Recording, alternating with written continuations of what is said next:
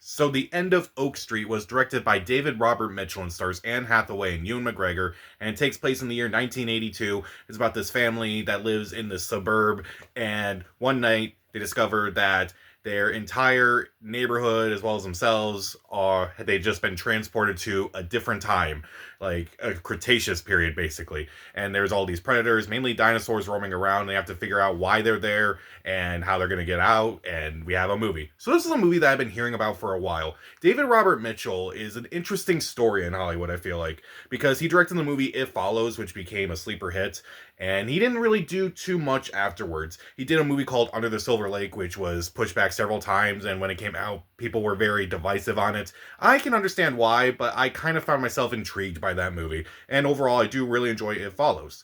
And I was curious about this movie for a few reasons. One, the director. Two, the cast. I like Anne Hathaway and Ewan McGregor.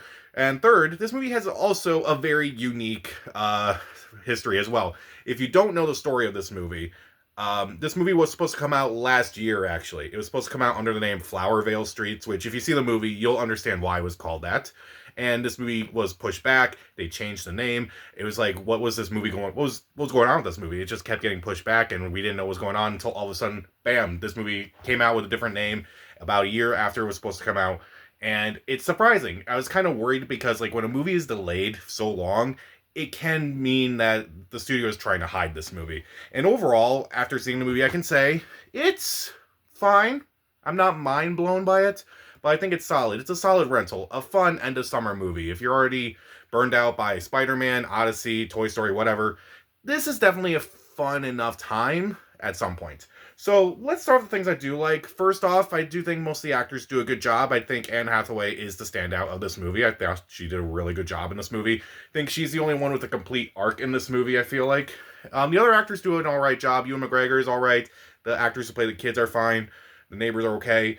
I do really like Michael Giacchino's score in this movie. I felt Michael Giacchino's score did the real heavy lifting of this movie. I thought it was great. I thought it was loud. I thought it was terrific. It was enjoyable. Matched the tone of the movie perfectly. It was incredible. I do really like with this movie that there are not a whole lot of concrete answers with what's going on. I feel like with a movie like this, once you find out like what things are, like how things are happening and why they're happening and such, um, can really bring the movie down. It's like, oh, that's the reason why. Well, that's disappointing. I feel like this movie gives just enough answers as to, like, what's going on with this world, and I'm okay with it. And it's not really brought the whole movie down for me. And I do think that the movie does have a lot of fun sequences, particularly when they transport to this new time. Like, a lot of the dinosaur sequences are really fun, and there's also some moments where it's like it blends different genres. Sometimes it's just a straightforward action movie. There are also times where it's also a straight up horror movie, and I felt like it actually kind of worked. Considering that David Robert Mitchell started off directing a horror movie, it makes sense. And then the movie does have an 80s vibe to it. Obviously, the movie takes place in the 1980s at first. And I feel like the movie has some intriguing 80s vibes to it that I was like, okay, I kind of get what you're going for and such. And it definitely kind of worked, like, at least for me. But let's talk about some of the things I don't like about this movie. First off, I felt like the first act was a little slow. It's kind of more just the setup of like what's going on and such. And while it does play out later in the movie, I felt like the first act was just not interesting or involving enough. Also, I feel like there are some times where the tone is kind of a little awkward, like kind of just shifts awkwardly. Like mainly in the first act, I would say it's a little tonally inconsistent, but by the time you get to like the actual dinosaur stuff, that's when the tonal shifts actually kind of work. Again, it can move from an action movie, it can move to a horror movie, but I think by that point, it just blends it so seamlessly. And also, a lot of the humor falls flat, in my opinion. There's a lot of jokes in the first act that I just felt were like groan worthy, eye roll worthy, and it's just frustrating me that I was like, I'm just surprised that some of these people would take on these parts because of some of the dialogue in here. And like when you kind of get to see like what they do later in the movie, it kind of makes sense why they're in this movie and such. But a lot of the humor just fell flat for me. And also there are some unintentionally silly moments. There's like one moment towards the end of the movie involving Ewan McGregor where I won't spoil it, but it's a really funny line in retrospect. And if someone doesn't turn that line into a meme, what are we doing? Like, what are we doing? I feel like in different hands, this movie would have been like ripped apart. Like, I look back at something like, say, Disclosure Day from a couple months ago, and it's like, imagine if someone like M. Night Shyamalan did a movie like this. I feel like it would have been ripped apart because, like, a lot of things a lot of things can be kind of awkward at times.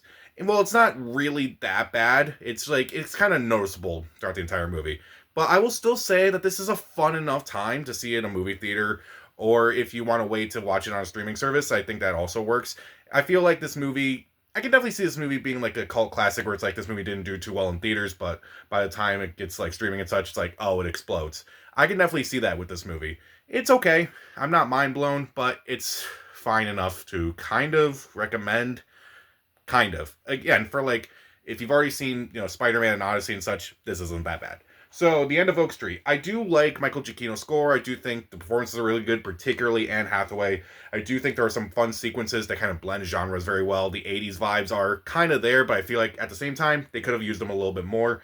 And also, I do like the fact that there aren't too many concrete answers. You get just enough answers about this world that it doesn't really destroy the entire movie. And even though I feel like there are some tonal inconsistencies, some story inconsistencies, some silly moments, and the humor is really terrible, and again, the first act is a little slow, it's an alright watch. I will give The End of Oak Street I'll give The End of Oak Street 2.5 out of 4 stars. Stream it. Yeah, this is probably the best Jurassic Park movie that is not called Jurassic Park, but I think that's mostly by default. So, what is your favorite creature feature? Comment down below, subscribe to the channel. This is Pat, and stay safe.